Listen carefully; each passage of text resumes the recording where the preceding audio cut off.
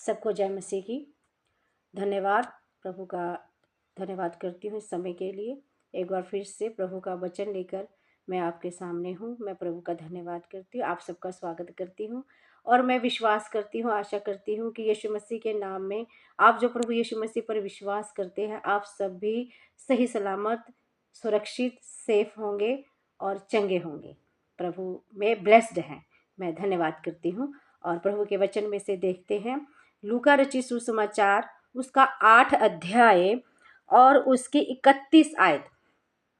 लूका रचित सुसमाचार उसका 8 अध्याय उसकी 31 आयत में लिखा है, और उन्होंने उससे विनती की कि हमें अथाह गड्ढे में जाने की आज्ञा ना दे।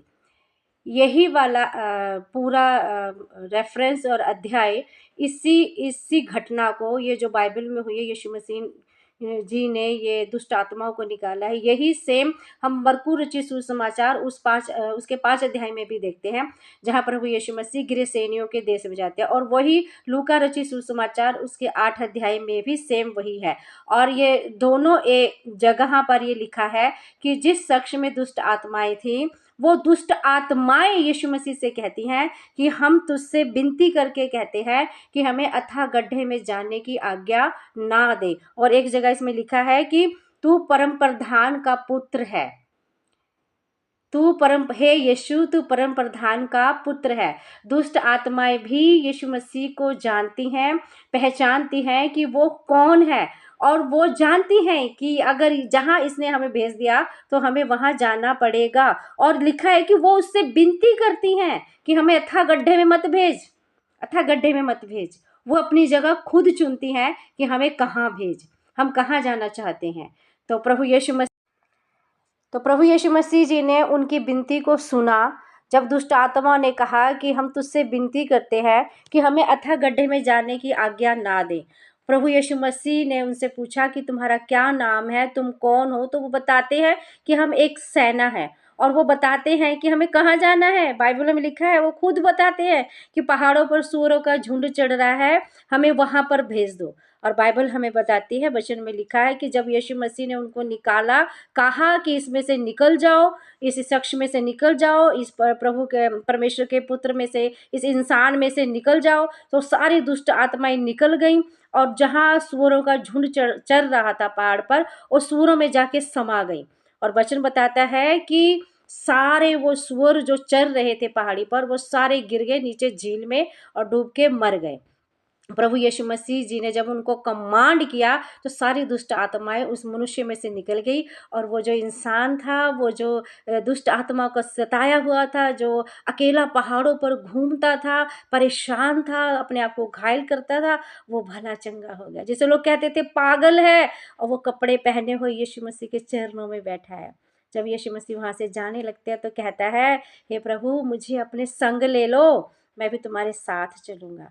प्रभु कहते हैं, नहीं, तू अपने घर जा, अपने लोगों में जा, और जाकर उनसे गवाही दे, बता कि तेरे लिए परमेश्वर ने कैसे बड़े बड़े काम किए हैं। मेरे अजीजों, मेरे प्यारे बहन भाइयों, प्रभु के बेटे बेटियों, आपके जीवन में भी अगर कुछ ऐसी प्रॉब्लम परेशानी है, यीशु मसीह जानते हैं, और वो चीज़ें वो दुष्ट आत्माएं भी जानती हैं कि यीशु मसीह अगर हमें कहेंगे तो हमें जाना पड़ेगा।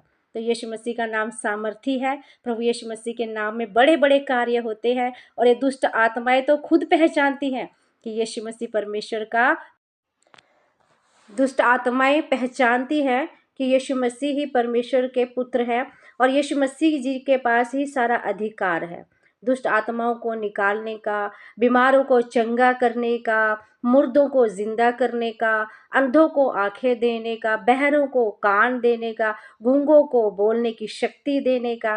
प्रभु यीशु मसीह बीमारों को चंगा करते हैं। आज भी प्रभु यीशु मसीह ये काम करते हैं। यीशु मसीह के नाम में सामर्थ है, उस सामर्थ को पुकारो, आपके जीवन में वो कार्य होंगे, आपके जीवन में वो कार्य होंगे। और एक बात और वचन में से निकल के आती है, मेरे बहन भाइयों, जितने आप सुन रहे हो, देख रहे हो, मैं नहीं जानती, आपके जीवन में प्रभु ने बहुत चमत्कार किए हैं। आप में से बहुत से ऐसे लोग हैं, आप कहते हैं प्रभु हम आपकी गवाही देंगे, लेकिन कोई ना कोई इस समय है ऐसा जो मुझे सुन रहा है और देख रहा है। प्रभु की ओर से बोल रही हूँ, अपनी ओर से नहीं बोल रही हूँ, लेकिन ये अगुवाई है प्रभु की। आपने प्रभु की गवाही नहीं दी है। आप जिस भी संगति में जाते हैं, जिस भी चर्च में जाते हैं, जो भी कार्य आपने प्रभु के आगे रखा और कहा प्रभु जी मेरे जीवन में ये कर दो, मैं आपकी गवाही दूंगा, उस गवाही को जाकर दीजिए। ये बनता है कि जब प्रभु ने हमारे जीवन में कार्य किया है, हम उसकी गवाही उसके लोगों में दे जाकर। चाहे आपके जीवन में कैसा भी काम प्रभु ने किया है, गवाही छोटी या बड़ी नहीं होती, गवाही गवाही होती है। उससे सुनने वालों का, दूसरों का विश्वास बढ़ता है।